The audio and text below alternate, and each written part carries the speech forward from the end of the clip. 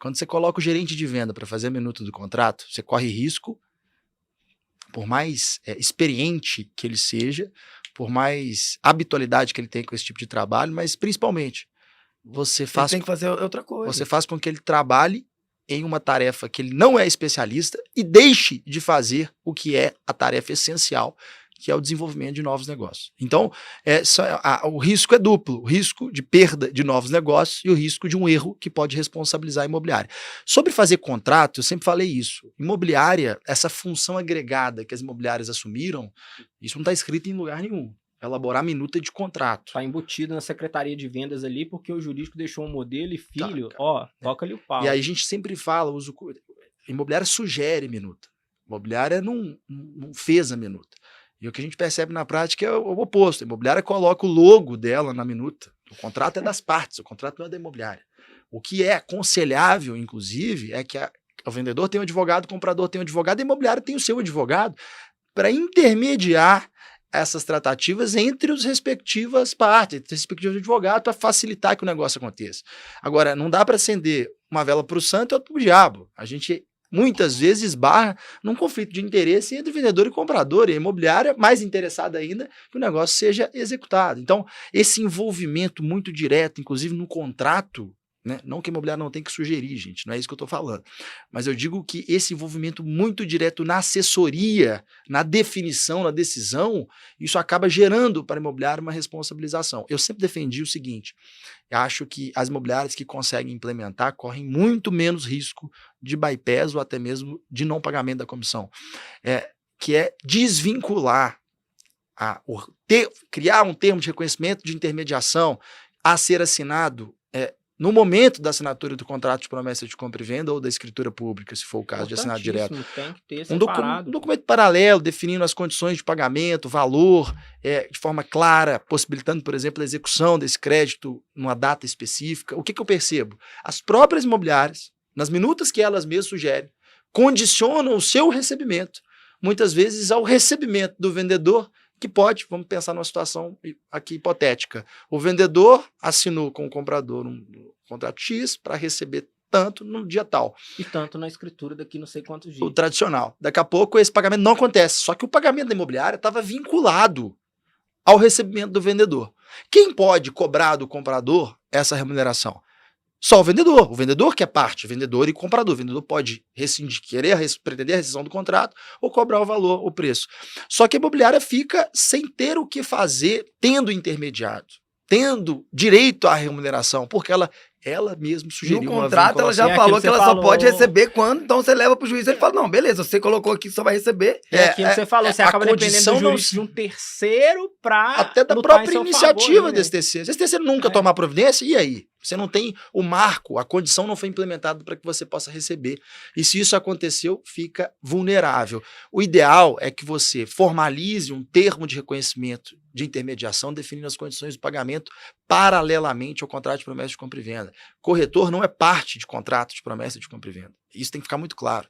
Então, o menos envolvimento possível, ou seja, o menor envolvimento possível que se tenha é o mais importante para a imobiliária, é melhor para a imobiliária, porque o que a gente percebe na prática é que quando há algum problema, algum desacerto comercial no cumprimento do contrato de promessa de compra e venda, a parte que sofre com aquele inadimplemento, quando a imobiliária está lá estampada, isso acontece muito nos lançamentos imobiliários, quando o imóvel é vendido por construtor, se tem a figura da imobiliária muito diretamente indicada ali, daqui a pouco essa imobiliária é incluída como ré num processo que discute o contrato de promessa de compra e venda. Peraí, a imobiliária não vendeu nada. A imobiliária não vendeu imóvel, ela não era dona de imóvel.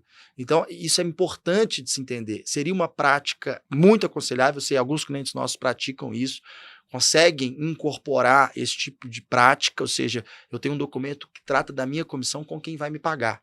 E na minuta do contrato, só diz quem vai ser responsável pelo pagamento da comissão. Não fala sobre valor, não fala sobre data de pagamento, não fala sobre condição. Você faz um documento que não fala nada, né? É interessante o trauma, né? A gente começou falando que tem gente que não produz nada, não formaliza e orienta. E aí você vê num extremo, o dono da imobiliária, a imobiliária coloca tudo dentro do próprio contrato, assim, olha, eu que fiz, a minha comissão está dentro da venda, eu vou enfiar ela aqui no meio, porque não tem como negar. Então, os excessos também fazem mal, podem prejudicar. No direito, a gente tem um um jargão aprende logo no início da faculdade, que o acessório segue a sorte do principal. Ou seja, se o negócio principal for desfeito, isso pode alcançar o negócio acessório.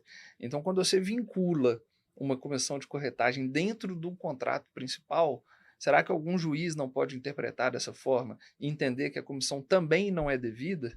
Exato.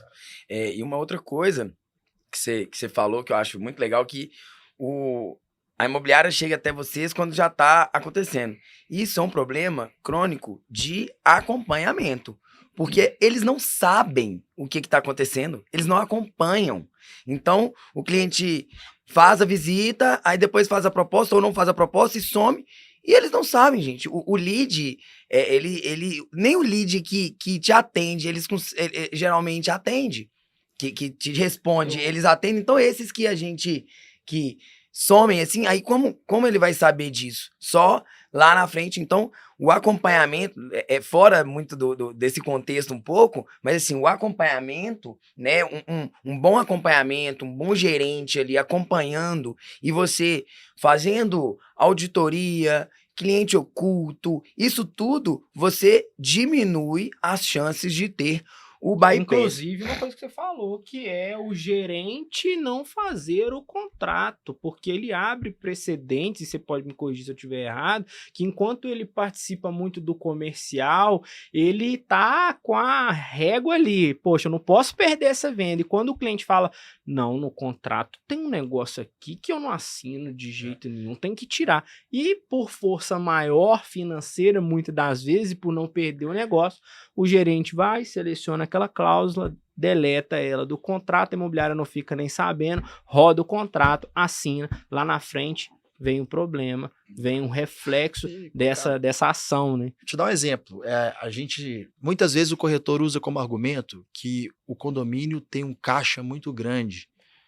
Então você está comprando esse imóvel, mas já vem com esse imóvel um caixa no condomínio muito grande. Uhum. Só que poucas imobiliárias praticam, por exemplo, a obtenção da certidão para dar segurança para o comprador, certidão de feitos, de processos judiciais envolvendo o próprio condomínio. Condomínio, CNPJ, condomínio como réu.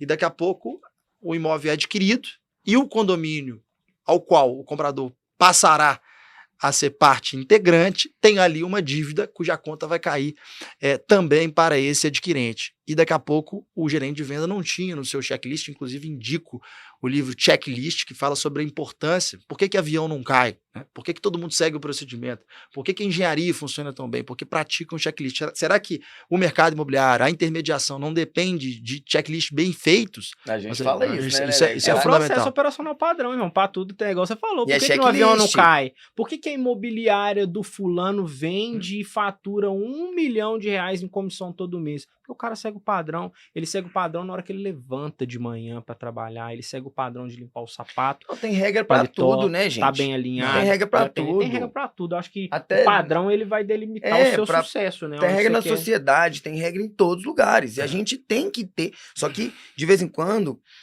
fica uma coisa assim, a gente chega para fazer as consultorias. Você tem processo? Tem. O gestor fala, né? Tenho. Aonde que ele tá? Cadê o desenho? Cadê o fluxograma? Tá na minha cabeça. Não, então o processo na cabeça dentro de uma pessoa não existe. Ele é imaginário. E o processo ele tem que estar ali fácil, ele tem que ser o mais simples possível, mas também o mais complexo possível. É uma linha, é um equilíbrio. Repetir aquilo que a gente sempre fala. A gente, na agência, nos outros negócios que a gente tem, a gente é duro com o processo e gentil com as pessoas. Então, acho que é um ponto de equilíbrio, né? E muitas das vezes as pessoas elas confundem ali um processo com exigir que faça desse jeito, assim, assim, assim. Pô, vamos otimizar esse processo? Ele já é feito há muito tempo aqui no imobiliário, eu pensei de fazer assim, desse jeito, vamos testar. É tudo uma questão de ótica, de percepção e de querer para o negócio, né? Eu acho que o corretor hoje ele está tendo oportunidade de entender um pouco mais sobre esse mecanismo jurídico, de como se resguardar em relação a várias situações, né? De ter um pouco mais de atenção dentro das imobiliárias e um olhar mais crítico para esse setor, porque é ele que vai colaborar para a saúde da empresa a longo prazo. Evitar esse bypass, e aí vamos pensar aqui num caso tradicional, até um exemplo que eu gostaria de dar, Por favor. vamos pensar o seguinte, uma situação em que o comprador atravessa a imobiliária, contacta direto o vendedor para ter um benefício econômico na aquisição, ou seja, um custo menor de aquisição. Isso acontece, o vendedor está de acordo com esse tipo de fraude, também percebe a possibilidade de ter uma vantagem, houve ali um conluio, isso é má-fé, e o direito rechaça a má-fé. Uma vez provada a má-fé, existe decisão judicial nesse sentido, há possibilidade de responsabilização solidária do comprador e do vendedor no que diz respeito ao pagamento da comissão de corretagem. É claro que a gente sempre tem que pensar em cobrança de comissão de corretagem vinculada à comprovação de que o negócio foi efetivado, de que a intermediação aconteceu, de que a gente tinha autorização e de que houve o desenvolvimento do trabalho de intermediação. Isso passa por fornecer informações do imóvel, ter documentos do imóvel, fazer uma due diligence mostrando a segurança do negócio, faz parte da função, da obrigação do consultor imobiliário, como passou a ser chamado o corretor pelo Código Civil, de dar segurança ao negócio, passar as situações de risco. Eu sempre falo, o corretor não decide pelo cliente.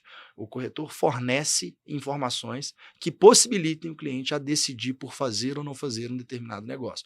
Então, todo esse envolvimento, desde a captação até a comprovação da concretização, se a gente tem isso materializado, conversei por telefone, ele me falou, gente, que você conversou por telefone e nada é a mesma coisa. Eu não tenho como saber. Conversei com ele pessoalmente, ele se obrigou.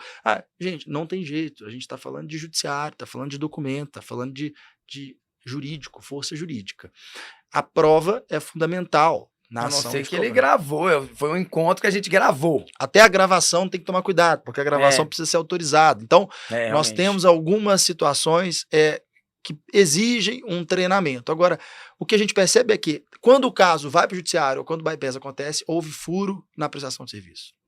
Dificilmente existe um caso em que houve o bypass e tudo que a imobiliária fez estava adequado, todos os documentos estavam adequadamente elaborados, e quando isso acontece é difícil. Eu vou contar um caso, não sei se faz sentido contar o caso, mas é um caso legal, porque é de um cliente nosso também, que foi procurado por um comprador interessado na aquisição de um galpão logístico grande, e ele já tinha um relacionamento com essa potencial comprador, e ele foi em busca, né, de um parceiro, de um imóvel naquelas condições, e ele localizou o imóvel, só que através de um corretor contratado para vender aquele determinado imóvel. E o problema é que a negociação era tão grande, e ele tinha um comprometimento verbal com esse comprador. Percebam, nada impede que o comprador se obrigue ao pagamento da remuneração da intermediação, desde que isso seja efetivamente contratado, né? Nada mais justo do que eu contratar um corretor para procurar um imóvel e eu pagá-lo por isso. A negociação foi desenrolando, a venda aconteceu, foram 15 milhões ou 14 milhões de reais, uma coisa do tipo, e ele na expectativa de que essa comissão seria paga pelo comprador. Faltou, é claro que agiu com boa-fé excessiva esse cliente, mas no desenrolar das coisas, o vendedor nada tinha com ele de autorização, a gente tinha ali, a gente até tem alguns documentos que poderiam subsidiar, isso é uma decisão muito importante que ele precisa tomar, mas não é o ideal, né? Nós não temos uma situação ideal que favoreça uma cobrança judicial, especialmente uma comissão desse tamanho, porque quando você ajuiza uma ação de cobrança de comissão de corretagem e perde, nós temos que pensar em custas processuais, honorários de advogado da outra parte, você perder, que é vinculado ao valor da causa de 10 a 20%. Falar desse risco cuidado também, o corretor já está pensando em fala pra gente, Arthur, melhor. Então, assim, a avaliação de conveniência de ajuizamento de uma ação passa por um aspecto financeiro importante e também por um aspecto comercial. O que acontece muito? Os donos de imobiliárias são abarrotados de solicitações dos seus próprios corretores associados, pedindo, a gente tomou um furo naquela comissão, você não vai entrar não? Você não vai fazer nada não? A imobiliária nunca faz nada? Sabe uma coisa que eu vejo também? O corretor recebe o cliente, o lead. Aí ele atende o lead, tipo, um mês ali, 2 semanas, faz umas 3 visitas, e aí o lead, tipo assim, tá começando a olhar agora, e ele desiste do cara. Aí pode ser até dentro da imobiliária, porque o lead não é do corretor. Né? O lead, ele foi gerado pela imobiliária, a imobiliária empresta para o corretor ali, né? Durante um tempo, vamos colocar assim. E aí, depois essa venda acontece, depois de 3 meses, 6 meses, e tem corretor que fala assim, não, mas eu atendi ele lá no início. Cara, você atendeu, não atendeu direito, não deu acompanhamento, ele comprou com outra pessoa que fez isso. Mas muitos corretores entendem isso como um bypass. Essa parte da comissão que o Arthur está falando, nós estamos acompanhando um caso bastante relevante, não é cliente nosso, mas impacta e a gente está monitorando. Ele fez uma venda de uma área, as partes optaram por desfazer o negócio, era uma venda complexa, tinha condições suspensivas, resolutivas, e lá na frente, depois de feito o negócio, foi conveniente para o vendedor e o comprador desfazer o negócio. Ele entrou com a ação, cobrando a comissão de corretagem, ganhou na primeira instância, o vendedor recorreu, venceu, e a sucumbência está fixada em R$1 milhão. É um percentual do valor que estava sendo discutido. Aí agora entraram com recurso especial, conseguiram subir esse recurso, que é algo bastante difícil, para ser julgado. Então, quando a gente fala de prova, de tomar a decisão de ingressar com uma ação, não é só eu vou receber ou não vou receber. As consequências são muito caras, aumenta o prejuízo da imobiliária. Então, por isso que é importante, né, gente, você ter uma assessoria jurídica, tanto para você saber o que você faz para evitar ter esse bypass, ou se ele acontecer, você ter o documento, e se acontecer e você não tiver esse documento, você sabe por quê. Isso aí é uma taca aí que, se dependendo e ainda deve da ficar, imobiliária... né, Bruno, um percentual aí, como se diz, na eminência de, não vou entrar não, porque eu vou acabar me prejudicando. Vários. A gente, em alguns casos, a gente mesmo trava aconselha, o cliente, né? Porque o advogado, igual o corretor de imóveis, tem um monte. E aí a gente não pode ser irresponsável, né, de estimular o cliente a ingressar com uma ação, sendo que tem consequência.